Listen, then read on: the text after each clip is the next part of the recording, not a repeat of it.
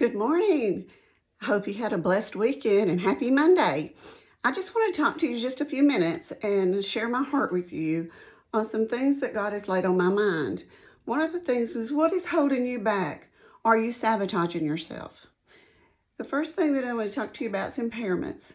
Most people don't know this, but I have an impairment of hearing. I am deaf.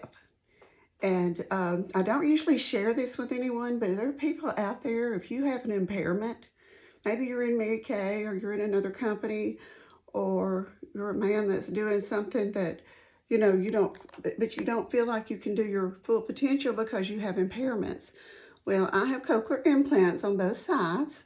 That's why my ears stick out a little bit, because the little contraptions are back there so that I can hear. And I let my hearing hold me back a lot over the last few years. And I just decided that, and it's a decision. Did you hear what I said? I decided I would not keep sabotaging myself because of my hearing. And I wouldn't do videos, I wouldn't do live, but I still worked my business. So what impairment's holding you back? There are women that go across the stage in a wheelchair with disabilities, some without an arm, some just have missing limbs, and they've not let this hold them back whatsoever. And so impairments, do you have an impairment that you don't think you're capable of doing a side hustle or a career because you have an impairment?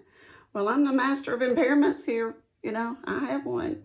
I actually have a couple of impairments, but that's my main impairment. I have a bad ankle where I broke all the bones in it. So wearing real high heel shoes to me looks so classy. And I can't wear real high heel shoes because of my bad ankle. And so, what little thing is holding you back? Maybe you think you're not smart enough. Well, I'm here to tell you that I have 11th grade education. I got married really young, and I did not get to go to college, and I started having babies at a young age, and so I didn't think I was smart enough. I didn't think I could get up and speak like other top directors that had college degrees and MBAs and things like that. But you know what? God is the equalizer. And if He calls you to something, He will raise you up to it. So don't let that hold you back. Because I have 11th grade education, I do have my diploma now. I went back to school and got my diploma. But the other thing is fear. Do you have an impairment of fear? Fear is false evidence appearing real. Fear is always false evidence appearing real. That means fear is the opposite of faith. But you know what? We're human. And sometimes fear holds us back. So we'll get to a certain level in our business and we'll run. Maybe you're in the top 3 or the number 1 or in the top 5 in your unit or in the company. And then you let fear hold you back because you don't know what's to be expected of you. What's to be expected. So fear is another reason that women or men hold back and don't go for it. The next thing I just want to talk about to you is your deserve level. This is the biggie right here, your deserve level. My phone keeps moving down. But your deserve level holds 90% of the people that don't think they can deserve to be successful.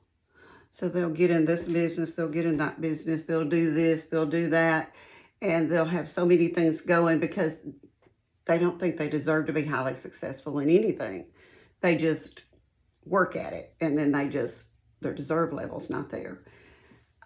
I knew that I could be a director after I went through all the training and got going to Mary Kay, after I started building a team, but I didn't think I could be a top director because I didn't think I deserved it. I made mistakes in my life. Things happen in your childhood that cause you not to have a deserve level, and we don't think we deserve it. And it's not because of who we are. It's because of who He is that we do deserve everything He is. It'd be like sitting at a buffet and you're sitting at a dining room table and everybody's coming to the table that deserves to be there or invited to be there. And you get to the kitchen and then you get to the dining room and you go, I'm going to crawl down here on the floor and I'm going to take the crumbs that you give me because I don't deserve to be here. That's like Lodabar in the Bible. He didn't think he deserved to sit at the king's table. Well, let me tell you something. It's not because of who we are and because we're perfect. It's because of who he is. So you do deserve it. And, it hurts God's feelings when we don't step out and do what we're supposed to do. It truly does, because we're saying he's not a big enough God to help us get there. So your deserve level, what is your deserve level? Yes, we mess up. Yes, we make mistakes. It's okay. It's okay. The next thing I want to talk to you, maybe you think you're too young. You don't have enough experience. Or maybe you think you're too old to learn and to grow. You're too learned to get on top of things. Well, I went through a fear of that when COVID hit, and I wouldn't do live. I didn't want to get in front of a camera. I understand that when we feel that way. So we sabotage ourselves, thinking we're either too old, too big, too little, too many wrinkles, whatever. Maybe your teeth, you don't like your teeth, but your deserve level, where is your deserve level? Because you've got to get your deserve level up before you can become highly successful. How about your children? Do you use your children for an excuse or a reason? I used my children for a reason. I wanted a better life for my 3 children. What about afraid you'll be pushy?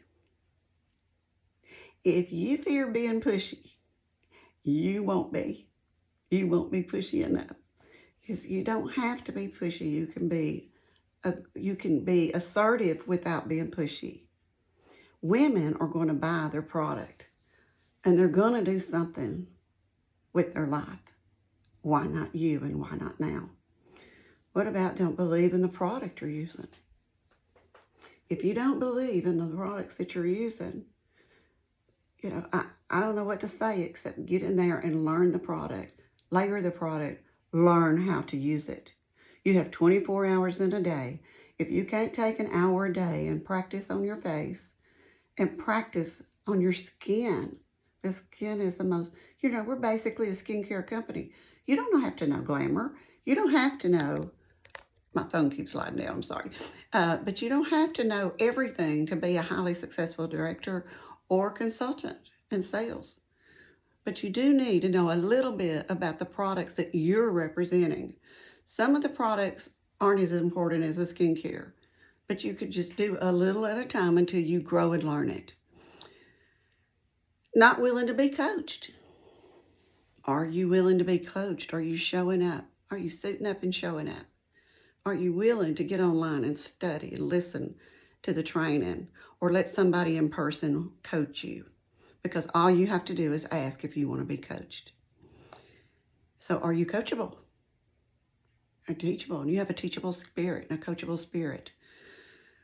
Chasing too many stones. Mary Kay said you can't run after 2 rabbits at one time. Now, I'm not saying you don't have a regular job, but if you got 10 irons in the fire, as far as trying to make money, you're not going to do any of them well. In our company, we have the highest percentage that you can make in any other company. Our career levels are awesome. And we get raises, we get bonuses. So, are you chasing too many stones? In other words, I have found that when I stick to what I'm after, I will get there. Maybe it was moving too slow for you at first, or maybe it's moving too slow for you now. Get back in the game. All I can say is it takes one baby step to get back in the game. And then, are you a find a way, make a way person? Are you committed? Are you committed to your training? You find a way to get where you need to be, to get the training you need, or we'll come to you willingly. Are you willing to get in the game and find a way and make a way? because those are the women that will become highly successful. And the last thing I want to share is, are you going the extra mile? Are you showing up? Are you helping? Are you pitching in?